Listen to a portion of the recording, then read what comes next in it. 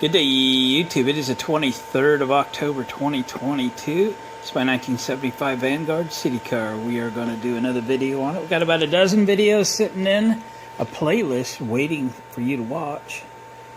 And we've just been knocking projects out left and right. By the time you see this video, we will have posted the video where we have battery chargers now fully functioning. There's two in place with a third on its way. Got all the LED lights upgraded and so forth. And 2 videos ago we put in the J1772 charge inlet, or charge socket as it's called. So we are now charging level 1 charging, but capable of level 2 charging. And after some tweaks and so forth, we should be able to level 2 charge 240 volt from a public charge station. So many projects still left to do on the Citicar. It does run and drive now. That video is posted. But I usually work on what I want to work on, and right now those 3 holes in the dash are bugging the tar out of me. So let's address that. Okay, those used to have panel meters in it, very similar to that one. They were not intended for a vehicle or anything. This one's actually a Vanguard factory installed. That's your voltmeter, tell you how your batteries are doing. But the ones that were over there were more for an electronics machine of some kind, and they didn't last. They didn't hold up well with the weather and sun and whatever else, and you couldn't read the displays. They were poor condition. So I have bought replacements. How that was originally set up, previous owners, that was a 30 volt display. That was a 30 volt display. They were analogs, obviously, and that was a 15 volt for both 24 volt sets of batteries under the seat. And then they had a battery under the dash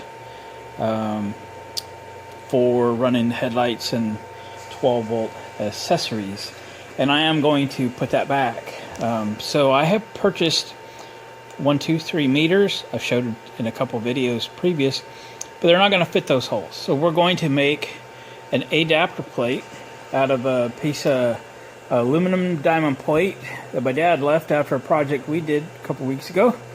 And I think it'll look period kind of cool, I guess. So we're not going to be able to match that wood grain, so let's contrast it with something shiny. Let me show you what I got. I'm going to shut the lights off. They were on for effect, but the halos are pretty cool, right? Yeehaw. Those do go amber when you've got the turn signals on. I still have a little work to do on the turn signals.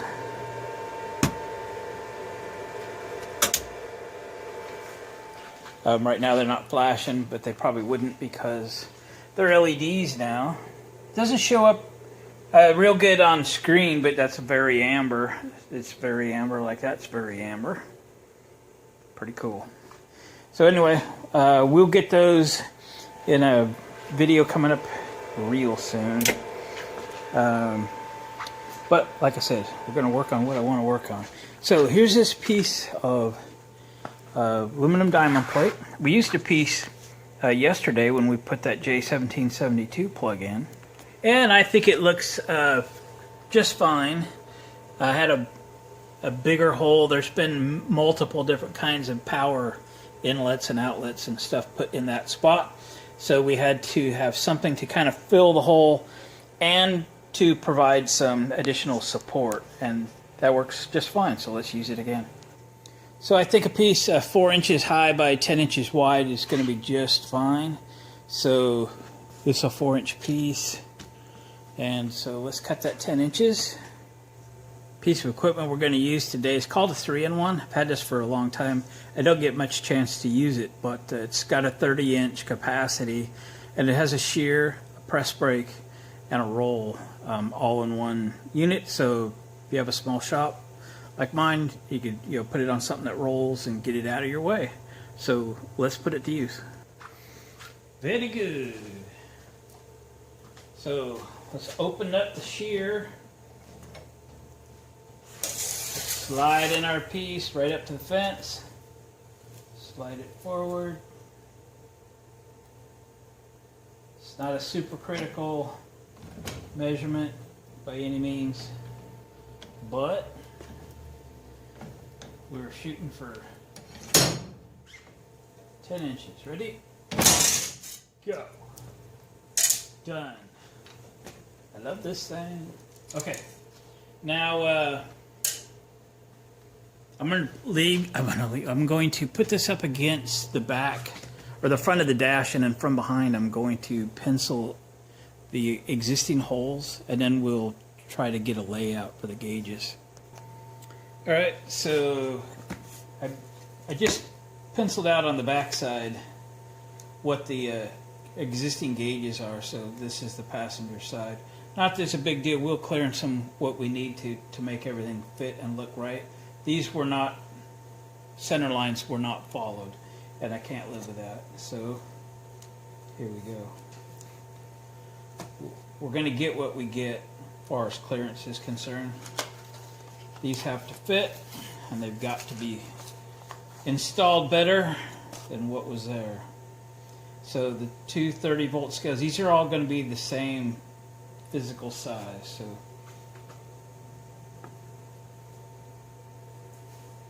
do like that. We'll do some measuring and some marking, and this is the other 30. And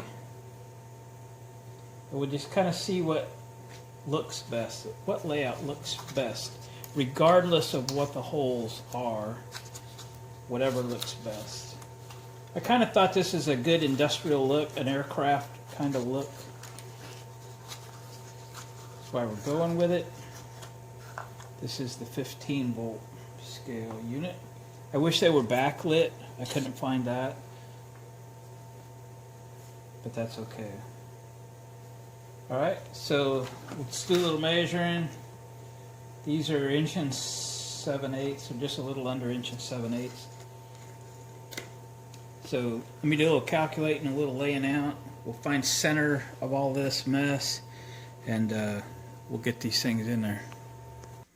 All right, we're over on the welding bench. We have these 3 holes set. I came in 2 inches from each side, and then 3 inches in the center. So that should be a nice even layout. These are all going to be the same size. 1 3/4 is the hole we're shooting for. I'm just going to drill a center hole with a small bit. I didn't center punch. I might regret that. Okay, regretting. Wait. Center punch. Oh yeah, this is why diamond plate's not always the best stuff to use.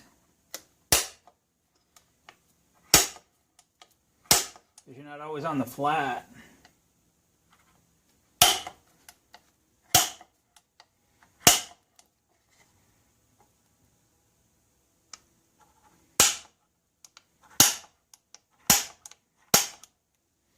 Now maybe it'll drill.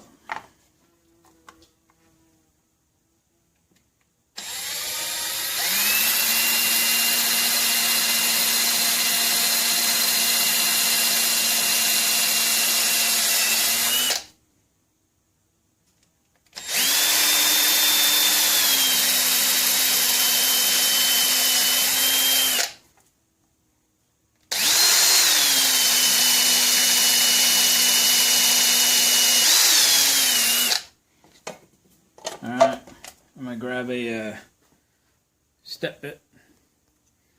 It was already in the drill.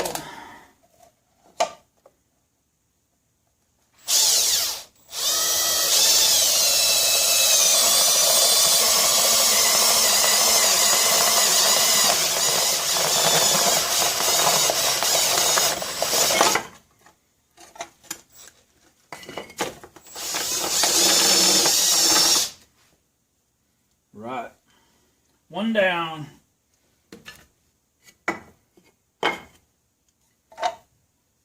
I'll drill these others. We'll get ready to punch some holes. Okay, we're going to use a knockout punch to punch these holes with a bolt. I don't have a hydraulic set. And if you have never used these before, they have 4 marks. I've highlighted them with a little piece of soapstone so they're easy to see. And you can line those up with your crosshairs and get that exactly centered. Even if the hole you just drilled isn't perfect, you can still get this perfect as long as you can hit your 4 spots. There's where our existing holes are. So we've got some clearance to make. Alright, we'll get that in there. And now we'll line up our crosshairs. Kind of do this from up top there a little bit. Loosening. That's good. Little tweak. Okay. And then we're going to chuck this in the vise over here. And I'll get a wrench and we'll punch that hole. Alright, here we go.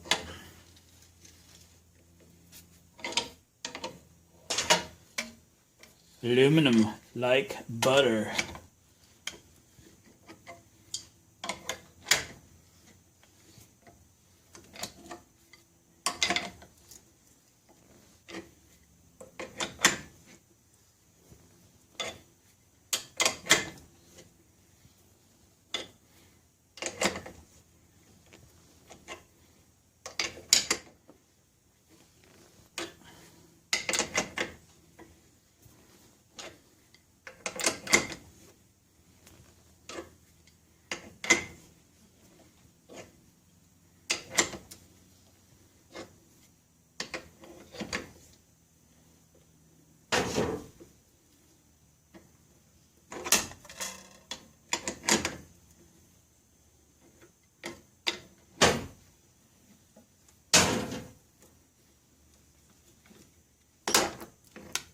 There we are. One nice size hole. Let's grab a gauge and see if I'm going to have to adjust that at all. Will it fit perfectly? Yeah, darn it. Okay, I'm going to have to adjust that. The thing it is, there's not much room here. So on these sides, I mean, it is super tight. If I don't get that thing just so, then it's going to show. So I need to do a little opening up on that. But let me get these other ones punched. All right, there we go. 3 holes, or 3 rough openings, I guess, as we will say. And now I get to grind on them a little bit. All right, we got them machined out to get everything fit. Need to take it over on the sander and do the edges and round these over, so forth. Get it ready to punch mounting holes, and then to get these holes set as well. So I'll do that off camera. All right, we got it all sanded down, corners all rounded over and everything. Now we got to punch some holes for the screws.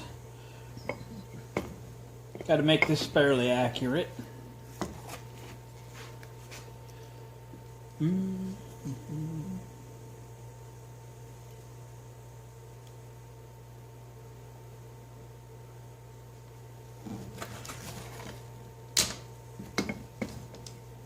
The other thing I'm going to do is move into the vise, clamp this in the vise. Maybe that'll make that a little easier and a little more accurate. Oh yeah.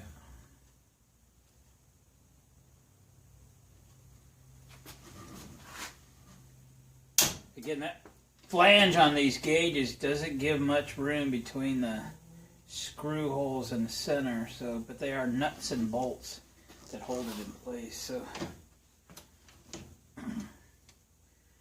it'll work.